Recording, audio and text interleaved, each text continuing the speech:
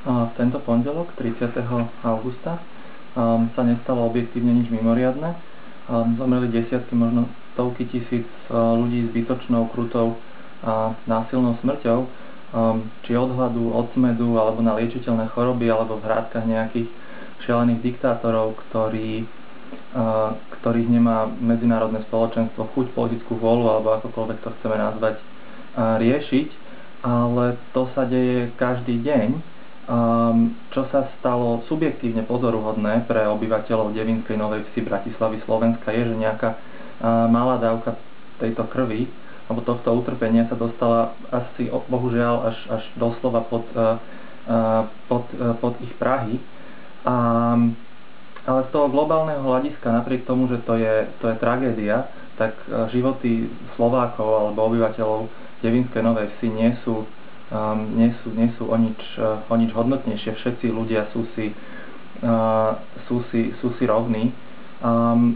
Čo je na tom pozoruhodné, je to, že Slováci si uvedomili, v akom svete žijeme, až keď im mainstreamové médiá priniesli túto tragédiu, pretože tie ostatné veci, ktoré sa v ten deň udiali, že v Saúdskej Arábii obesili tínedžerov za tzv. Homosexuálne správanie, nech to znamená čokoľvek, že v Číne poslali niekoho do koncentračného tábora za to, že poslal e-mail, že v USA niekoho dali na elektrické kreslo napriek tomu, že bol mentálne postihnutý, že na Srí Lanke podpálili dom miestneho rybára na pláži, kde spal so svojou rodinou, a zdá sa, že to bola mafia, ktorú zaplatili majitelia luxusných hotelov, aby mohli ďalšie postaviť na pláži.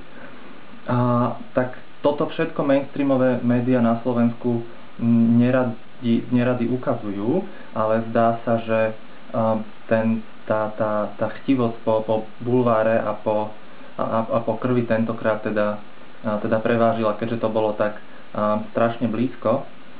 A čo je tou druhou pozoruhodnou vecou a tou omnoho smutnejšou z tohoto celého, i keď je pravdou, že jedným z hlavných problémov súčasného sveta nepochybne je to, že ľudia sa začnú zaujímať o tragédie a o utrpenie, až keď sa ich nejakým priamym spôsobom týkajú.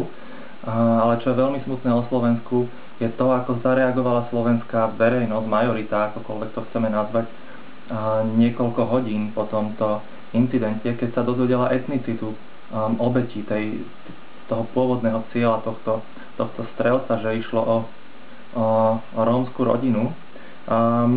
Zrazu tá citlivenosť na tú problematiku sa zmenila, znížila, posunula niekam inám, posunula sa k nejakým tzv. Nevinným, náhodným obetiam, ktoré išli okolo a boli biele. A to stačí si prečítať nejakú diskusiu na internete, na Facebooku, blogy, alebo počúvať v električke alebo v trolejbuse, o čom sa ľudia rozprávajú.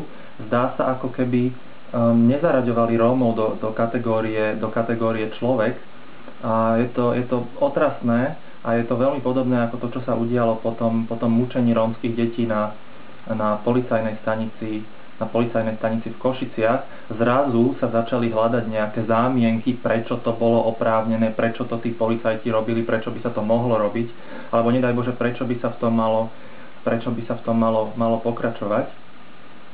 A tieto udalosti pondelkové majú ešte aj zopár takých nejakých, sú spojené so zopár perličkami alebo nejakými zlatými klinčekmi do rakvy zdravého rozumu alebo zmysluplného projektu štátu s názvom Slovenská republika.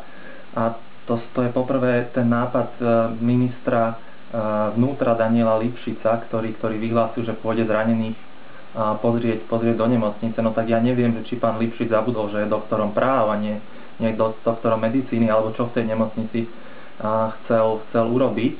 Ale príde mi to skôr, že je dobrým populistom ako dobrým právnikom alebo nedaj Bože medikom.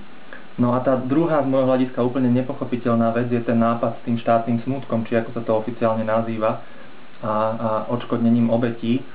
A pýtam sa, že čo táto vláda chce povedať týmto.